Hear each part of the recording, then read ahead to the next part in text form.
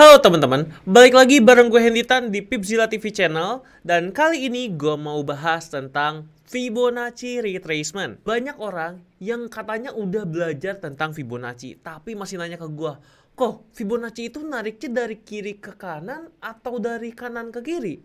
Atau dari bawah ke atas atau dari atas ke bawah? Kalau trennya lagi bullish gimana? Kalau lagi bearish gimana? Nah, kalau kamu masih bingung kayak gitu, walaupun udah belajar Fibonacci di tempat lain, video ini adalah video yang tepat buat kamu. Jadi tonton video ini sampai akhir dan saksikan. Ya udah, kita nggak usah lama lagi, langsung menuju ke laptop. Maaf, motong sebentar. Untuk teman-teman yang masih kesulitan buat trading plan, masih belum paham cara membuat trading plan seperti apa, kami bagikan cara membuat trading plan itu ada di Pipzilla Systema. Di ebook ini, teman-teman bisa belajar mengcopy paste trading plan yang kami buat selama beberapa tahun terakhir. Ebook ini kami bagikan secara gratis tentunya. Untuk mendownload, cek linknya di deskripsi. Sampai jumpa lagi. Nah, jadi kita sekarang akan membahas gimana caranya kita memakai Fibonacci retracement ketika memprediksi market. Nah, pertama sebelum kita masuk ke chartnya ini ya, kita harus pahamin dulu konsepnya. Jadi kan ada yang namanya naik turun seperti ini ya teman-teman. Grafik itu pasti akan naik, turun, naik, turun, naik, turun. Seperti ini ya teman-teman ya. Ya, jadi kayak bentuknya entah seperti petir atau bentuknya seperti tangga ya teman-teman boleh asumsikan sendiri ya. Atau ada yang bilang cangkul juga, nah itu boleh banget.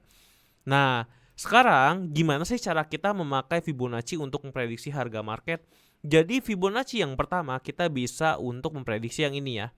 Ketika harganya naik, ini kan ada koreksi ya teman-teman. Nah, pertanyaannya koreksinya sampai mana? Itu adalah fungsi Fibonacci yang pertama. Lalu fungsi Fibonacci yang kedua, jadi kan tadi kalau misalnya kita udah tahu dia lagi naik, terus dia koreksi. Nah, pertanyaannya koreksinya sampai mana? Udah beres nih. Nah, lalu kenaikannya sampai mana? Nah, jadi Fibonacci itu ada dua fungsi. Yang pertama untuk memprediksi koreksi, yang kedua untuk memprediksi kelanjutan tren ya, kenaikan maupun penurunan. Nah, sekarang kita coba cek dulu ya di sini ya, teman-teman. Nah, gimana sih cara pakai Fibonacci-nya? Fibonacci-nya itu ada di kiri sini ya. Jadi ada menunya, teman-teman tinggal buka Fibonacci retracement, kita klik, tarik dari lembah yang paling bawah ke puncak yang paling atas. Itu cara untuk melihat koreksi ya, teman-teman. Jadi kalau misalnya nggak kelihatan, saya akan perbesar. Jadi seperti ini nih, teman-teman. Nah, ketika naik, dia akan kurang lebih turun sampai ke area antara 0,6 sampai 0,5 nih ya. Jadi di sini itu di Fibonacci itu ada rasio-rasionya ya. Jadi level-levelnya. Ada level 0, 0,236, 0,382, 0,5, 0,6, 0,786 dan juga 1. Nah, level-level ini sebenarnya adalah level support dan resistance. Dimana ketika kena level-level ini, biasanya harga itu akan memantau. Jadi sebenarnya semuanya ini berguna ya garis-garisnya ya. Tetapi yang paling biasanya sering ya, itu ada di daerah 0,6 dan 0,5. Biasanya kalau lagi koreksi dan trennya itu masih berlanjut ya, biasanya harga akan koreksi maksimal sampai di sini. Dan biasanya kebanyakan seperti itu, masuk ke area golden ratio Fibonacci di 0,618. Apakah bisa di sini? Bisa. Di sini bisa juga. Di sini bisa juga. Jadi yang paling sering biasanya ada di sini. Pokoknya kalau lebih dari 0,6 bisa nggak? Biasanya maksimal sampai sini ya.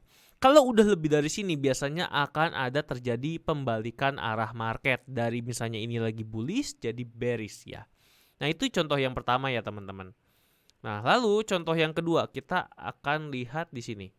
Nah, sekarang memprediksi kenaikan ya. Kalau memprediksi kenaikan tinggal kita balik aja. Tarik dari puncak dari kiri atas ke paling bawahnya, ke lembahnya ya. Nah, kalau saya biasa panjangin gini biar kelihatan. Nah, kalau teman-teman lihat nih, ini kurang gede ya. Ini saya akan perbesar ya. Nah, jadi dari sini, ini kenaikan. Ini sampai sini biasanya. Nah, biasanya kenaikannya itu akan sampai minimal banget di golden ratio Fibonacci yang satu lagi ya teman-teman. Yaitu di 1,618. Nah, jadi biasanya masuk ke area merah ini. Maksimal banget itu ada di 2,618 di sini ya teman-teman. Nah, jadi gitu ya cara pemakaiannya ya. Pokoknya jatuhnya di sini kalau nggak di sini. Ini lebih gampang teman-teman biasanya. Karena kan levelnya nggak banyak tuh, cuma 2. Pokoknya kita targetnya di sini, tengah-tengah sini ya. Kalau saya biasa TP kalau mau aman di sini, tapi kalau mau yang lebih banyak profitnya itu bisa dinaikin sampai ke sini ya, teman-teman. Nah, sekarang kita langsung aja lihat ke market yang sebenarnya ya, di sini ya. Nah, kita pertama sebelum memakai Fibonacci harus mengetahui dulu trennya lagi kemana. Kalau kita lihat di sini udah jelas ya trennya lagi kemana nih. Ini trennya lagi naik-naiknya ya, teman-teman nih.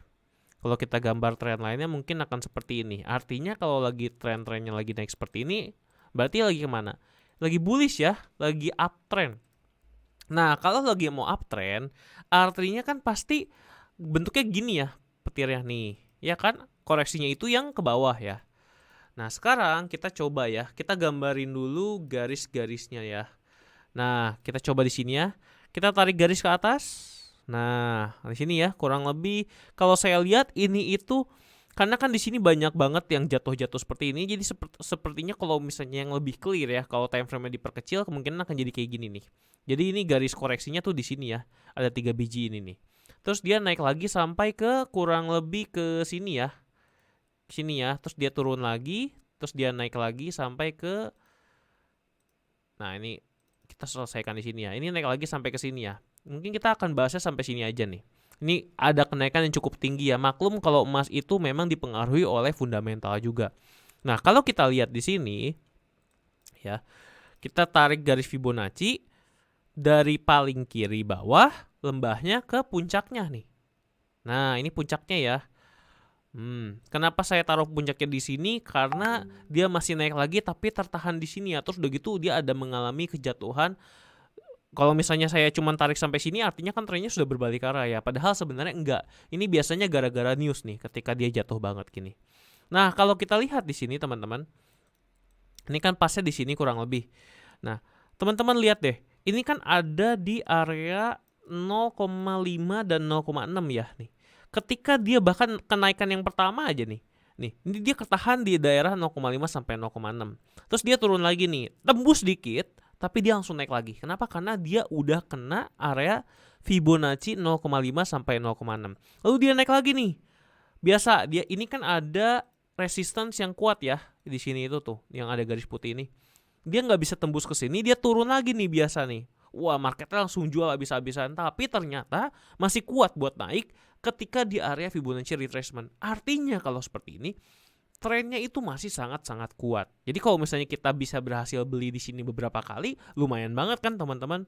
Nah, lalu ketika dia sudah break, nah biasanya saya bilangnya oke, ini sudah melanjutkan kenaikan ya.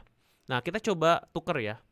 Artinya kita bisa ikutin yang petir ini ya. Jadi petirnya itu kurang lebih antara di sini atau di sini. Mungkin kita biar lebih konservatif kita coba pilih yang paling bawah ini ya teman-teman nih. Jadi ini puncaknya di sini, lembahnya di sini ya biar lebih konservatif. Nah, kita coba tarik deh. Nah, tarik dari support yang resistance-nya di sini, puncaknya ke lembahnya yang di sini.